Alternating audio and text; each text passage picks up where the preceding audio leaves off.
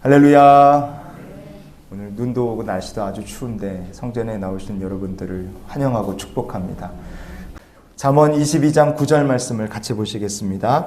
선한 눈을 가진 자는 복을 받으리니 이는 양식을 가난한 자에게 주민이라. 아멘. 인터넷에다가 선한 눈매 이렇게 쓰시면요, 검색을 해보면 결과가 수백만 건이 뜹니다. 그 중에 99%는 다 성형수술 얘기예요. 여기를 째고 어디를 째고 그럼 눈이 선하게 된대요. 근데 오늘 말씀이 성형수술 얘기는 아니죠. 선한 눈이란 게 수술해서 얻을 수 있는 눈은 아니라 이겁니다. 그럼 영적으로 선한 눈이 도대체 뭐냐? 왜 선한 눈을 가진 사람은 복을 받느냐? 오늘 말씀을 통해 우리에게 주시는 하나님의 마음을 나눴으면 좋겠습니다. 자, 먼저 선한 눈 이렇게 되어 있죠. 번역된 히브리어 본문이 토브 아인 이렇게 되어 있습니다. 토브라는 말이 이게 좋다, 아름답다, 참 예쁘다 이런 뜻입니다. 하나님께서 창조하신 세계를 보시며 보시기에 좋으셨더라 그랬어요. 그 하나님 보시기에 좋으셨다는, 좋다는 말이 토브입니다. 눈이다 이렇게 번역된 히브리어가 아인이라는 말인데요.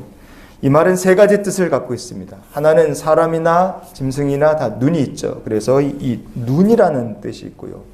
또 하나는 눈동자라는 뜻이 있고, 마지막 세 번째는 샘물이라는 뜻이 있습니다. 눈, 눈동자, 샘물, 이게 오늘 눈이라는 아인이라는 말의 세 가지 뜻입니다. 선한 눈, 토브 아인, 이 말을 우리가 뜻을 이렇게 종합해 보면 어떤 영적 교훈을 얻을 수 있겠습니까? 첫 번째로 선한 눈을 가진 자라는 것은요, 하나님께서 기뻐하시는 것을 봤을 때 행하는 사람입니다. 하나님께서 기뻐하시는 것을 봤으면 가만히 있지 않고 내가 움직이는 거예요. 이사야서 58장 7절을 한번 찾아보시겠습니다. 또 줄인 자에게 내 양식을 나누어 주며. 아멘. 이사야서 말씀에는요, 하나님께서 기뻐하시는 것들이 쭉 나옵니다. 그 중에 하나님께서 기뻐하시는 것 중에 하나가 뭐냐? 바로 줄인 자에게 내 양식을 나누어 주는 것이다. 오늘 방금 읽은 말씀이 그렇게 얘기하죠. 우리가 하나님께서 기뻐하시는 것을 봤을 때 외면하지 않고 순종하며 행하는 겁니다. 여러분, 그렇게 기뻐하시는 것을 봤을 때 순종할 수 있는 사람이 바로 선한 눈을 가진 사람이에요.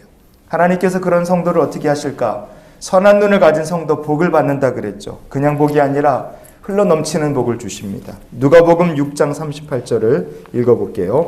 주라, 그리하면 너희에게 줄 것이니 곧 후이 되어 누르고 흔들어 넘치도록 하여 너희에게 안겨주리라. 아멘. 하나님께서 기뻐하시는 것을 봤을 때 이것저것 생각하고 주판을 튕기지 말고 하나님께서 원하시는 것을 순종하고 행할 수 있는 믿음의 성도가 될 수 있기를 원합니다. 아, 이거는 하나님께서 기뻐하시는 것이구나. 우리가 그렇게 마음의 생각이 들었을 때, 우리가 가진 작은 것이라도 헌신하고 나눌 때 하나님께서 그런 선한 눈을 가진 성도를 반드시 복 주시고, 이렇게 말씀 읽은 것처럼 우리의 헤아림으로 아예 넘치도록 하나님께서 복을 부어주시는 믿음의 간증자가 될 줄 믿습니다. 두 번째로 선한 눈을 가진 사람은 어떤 사람일까? 하나님께서 눈동자와 같이 보호하시는 사람입니다. 시편 17편의 8절 말씀 한번 볼게요. 나를 눈동자같이 지키시고 주의 날개 그늘 아래에 감추사. 아멘.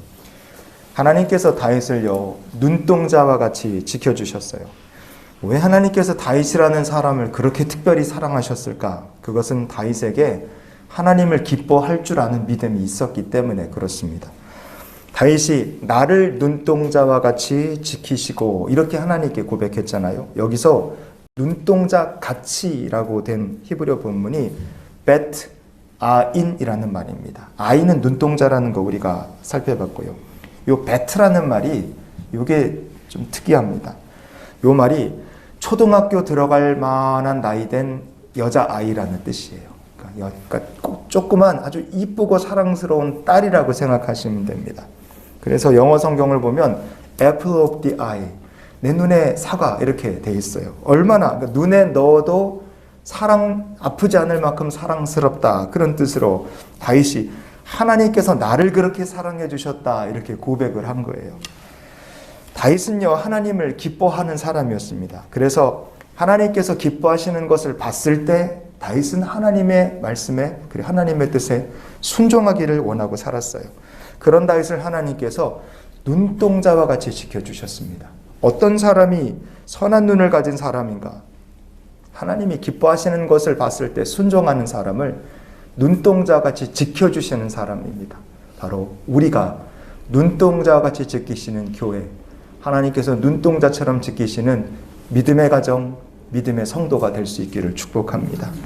마지막으로 선한 눈을 가진 자라는 게 무슨 뜻일까? 바로 하나님께서 축복의 샘이 되어주시는 사람이에요.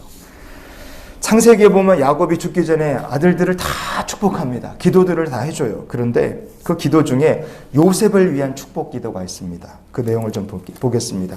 창세기 49장 25절.